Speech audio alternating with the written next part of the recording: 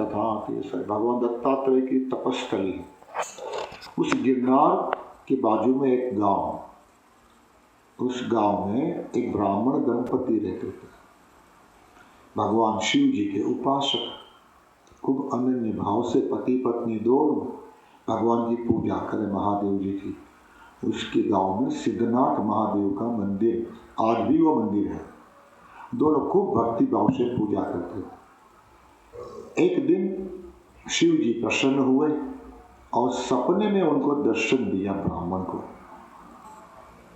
कि मैं आपकी भक्ति से बहुत ही प्रसन्न हूँ, संतुष्ट हूँ, क्या चाहिए आपको, बोलो, कुछ मांगो। भगवान ने कहा।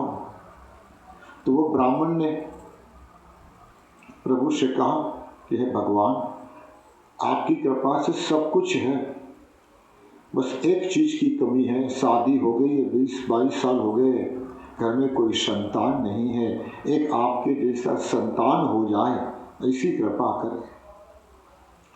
तो महादेव जी ने कहा कि भाई, पहली बात के आपके भाग्य में संतान सुख नहीं है, और दूसरी बात कि मेरे जैसा तो सिर्फ मैं ही हूँ, दूसरा कोई नहीं है। महादेव जैसा दूसरा कौन, दुनिया में कोई नहीं है, सिर्फ मैं ही हूँ। लेकिन फिर भी मैं आपकी भक्ति से खूब प्रसन्न हूँ, इसीलिए आपको वरदान देता हूँ। आप जब मंदिर में आओगे पूजा करने के लिए, तो मेरे ही अंश के रूप में आपको एक बालक यहाँ मिलेगा, उसका आप पालन पोषण करके, उसका पालन पोषण करना, आगे जाके बड़े होके वो त्रिकाल ज्ञानी एक संत बनेगा। भगवान ने तो वरदान दे दिया, भगवान तो छूमंतर हो गए, ब्राह्मण खुश हो गया। कभी आपके जीवन में ऐसी घटना घटे, मानो कि आप भगवान की भक्ति करते हो, पूजा पाठ करते हो, और भगवान आपको दर्शन दे और कहे कि मांग मांग क्या चाहिए, तो आपको क्या करना है पता है?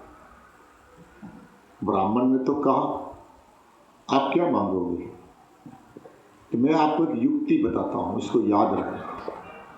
कभी ऐसी घटना घटे, भगवान कहे कि बेटा मांग मांग क्या चाहिए, तो मेरी इस बात को याद रखना, अपने पास 2 हाथ हैं, एक हाथ से फटाक से मुंह बंद कर देना, जल्दी से, कहीं एक शब्द बाहर निकल न जाए गलती से भी।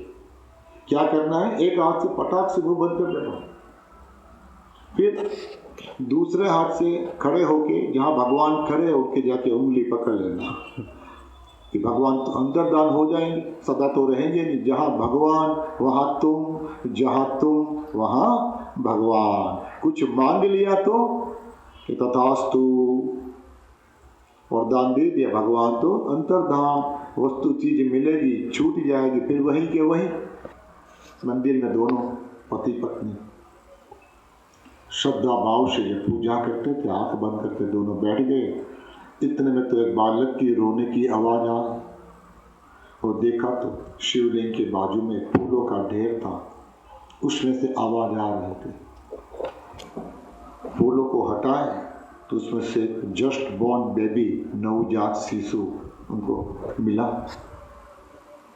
इतना सुंदर प्रभावशाली चेहरा था उनका। ब्राह्मणी ने, जो पत्नी थी उन ब्राह्मण की, वो तो रह नहीं पाए, भाव से भर गए, हर्ष के आंसू। अभी अभी सपने में भगवान ने दर्शन दिए और तुरंत सामने फल। जैसे बालों को उठा के गले लगाया, इतने में तो माँ के शरीर में दूध की व्यवस्था हो गई। बालक को बड़े श्रद्धा भाव से घर ले आए। 6 दिन हुआ, 6 दिन बाद सबको बुलाया, छठी थी, नामकरण करना था। पड़ोस पड़ोस को बुलाया, रिश्तेदार को बुलाया कि भाई इनका नाम क्या रखे, छठवी है तो छठी के दिन क्या नाम रखे।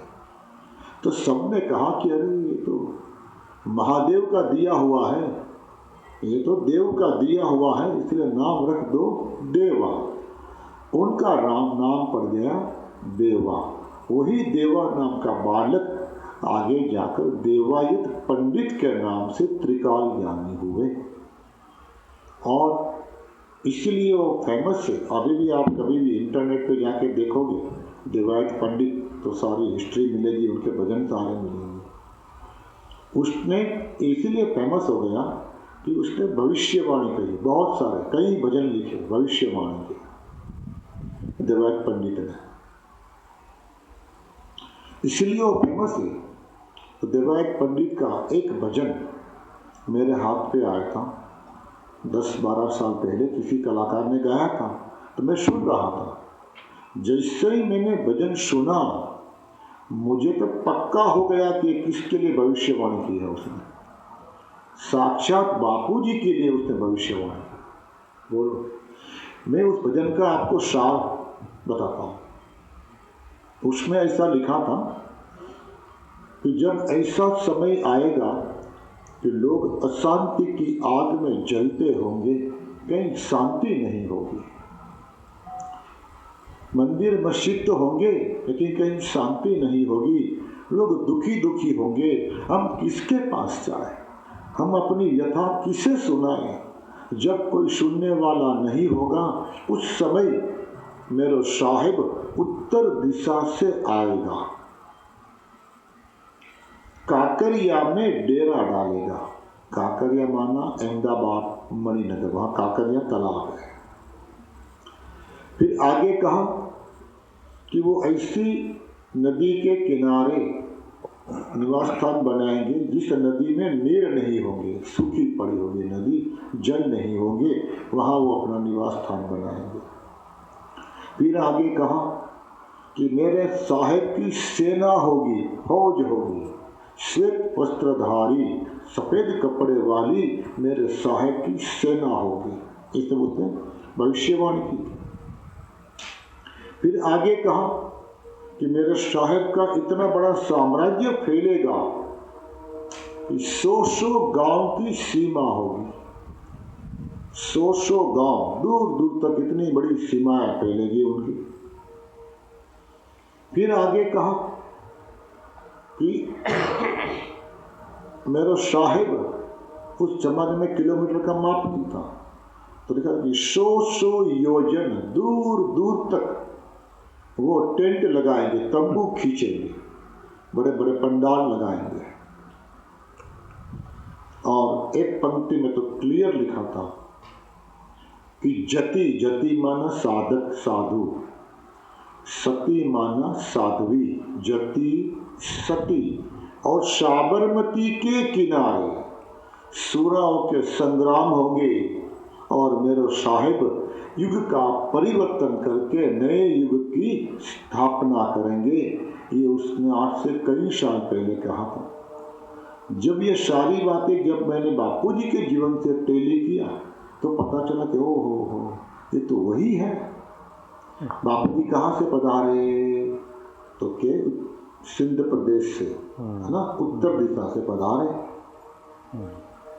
आके कहाँ निवास स्थान बनाया, कहाँ डेरा डाला? तो कि अहमदाबाद मणिनगर, जहाँ है काकरिया तालाब।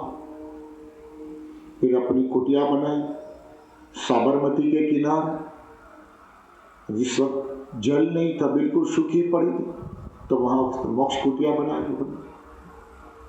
अब आप लोग कोई गए होंगे तो पता होगा बापू जी की शिविरों में तो शिविर चलती है तो सारी फौज पहने भाई सब सफेद कपड़े वाले, पूरा पंडाल भरा रहता है, बड़ा बड़ा पंडाल प्रोग्राम में। उसमें लिखा था कि 100 गांव की सीमा होगी। बापू जी के तो 400 से भी ज्यादा आश्रम, पूरे देश विदेश में साम्राज्य फैला हुआ है। और हम सब जानते बापू जी का कि 100 योजनों तक टेंट लगाएंगे, तंबू लगाएंगे दूर दूर तक। हम सब जानते हैं, कभी बापू जी का प्रोग्राम होता है मानो कि बेंगलोर में, कभी हैदराबाद में, तो कभी बम्बई में, कभी दिल्ली में, कभी कोलकाता में, कभी सूरत में, कभी पंजाब में, कहाँ कहाँ दूर दूर तक बड़े बड़े पंडाल लगते और हजारों लाखों की भीड़ रहती है। और साबरमती के किनारे मैंने यात्रा की है साबरमती की, मैंने एक भी ऐसा स्थान नहीं देखा जहाँ कोई जति साधु भी रहते हो, साध्वी भी रहती हो, और जहाँ कोई संग्राम हुआ हो, सिर्फ बापू जी का आश्रम, कि जहाँ महिला आश्रम भी है, कई सारी हमारी साध्वी बहनें रहती है, भाई लोग भी रहते हैं अहमदाबाद के आश्रम में, और वहाँ अभी जो संग्राम हुआ था, लाठीचार्ज भी हुआ था, फायरिंग भी हुआ था, क्या क्या हुआ था। इसीलिए ये जो बापूजी हमारे हैं वो साक्षात परमात्मा का ही अवतार है। ये मैं बता रहा हूँ, ऐसी बात नहीं है। अगर आपको टेली करना है, if you want to verify, आप उधर जाके कर सकते हो। गुजरात में मोड़ासा डिस्ट्रिक्ट है, मोड़ासा डिस्ट्रिक्ट पे बापूजी का आश्रम भी है। वहाँ पे उसके बाहर आउटर पे एक पहाड़ी एरिया है जिसका नाम है देवराज धाम। उस देवराज धाम में देवायत पंडित की समाधि स्थल है, उसने वहाँ समाधि ली थी। और आज की तारीख में भी जब पूनम होती है तो पूनम के दिन वहाँ कम से कम 12 से 15 हजार लोग भोजन जिमने के लिए आते, इतनी भीड़ होती है वहाँ पे, भंडारा होता है। वहाँ पे उस देवराज धाम पे एक बहुत बड़ा पत्थर है मार्बल का, इसमें ये सारी बातें शिलालेख के रूप में लिखी हुई है कि देवायत पंडित की ये अगमवाणी, भविष्यवाणी जो थी, ये सारी, और भी कई बातें लिखी है। मैं तो आपने कुछ कुछ बातें बताई बापू जी की, बहुत सारी बातें लिखी है उसने। कम से कम ये 8 फीट बाई 4 फीट का होगा पत्थर बड़ा, इसने मार्बल में सारी बातें ये अंकित की हुई शिलालेख के रूप, आप चेक कर सकते हो। इसीलिए इनको पहचानो कि ये दाढ़ी वाला कौन है, साक्षात परमात्मा का ही साकार रूप है। ऐसे सदगुरुदेव मिले, उसकी दीक्षा मिल जाए, फिर दुख किस बात का, चिंता किस बात की। अब तो हमें यही करना है, जितना हो सके इतना गुरुदेव का प्रचार प्रसार जन जन तक पहुँचे। जो लाभ हमें हुआ है वो सबको लाभ, जो भी अधिकारी हैं सबको लाभ मिले। एक बापूजी और इनके कितने शिष्य। एक दूसरी बात बताना चाहता हूँ